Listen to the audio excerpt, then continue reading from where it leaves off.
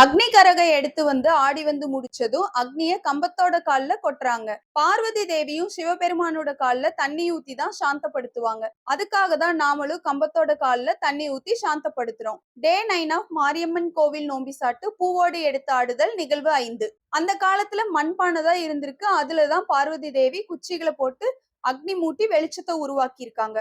பொதுவாவே அம்மன் கோவில்கள்ல மாசி, பங்குனி, சித்திரை இந்த 3 மாசங்கள்ல தான் நோம்பி சாட்டுவாங்க. வெயிலோட தாக்கத்துல உஷ்ணம் அதிகமா இருக்கிறதுனால அம்மனோட சன்னிதானத்துக்கு நீர் ஊத்தி குளிர்ச்சி படுத்துவாங்க.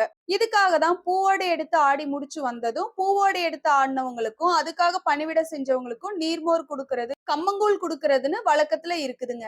அது மட்டும் இல்லாம 22 வகையான கனி வகைகளை வச்சு அம்மனுக்கு அபிஷேக பூஜை நடைபெறும். தேன், திருமஞ்சனம், மஞ்சள், பன்னீர், நாட்டு சர்க்கரை, மாதுளை, சாத்துக்கொடி, எலுமிச்சை இந்த மாதிரி குளிர்ச்சியான பொருட்களை வச்சு அபிஷேகம் பண்ணி உக்கிரமா இருந்த அம்மனை சாந்தி படுத்துவாங்க.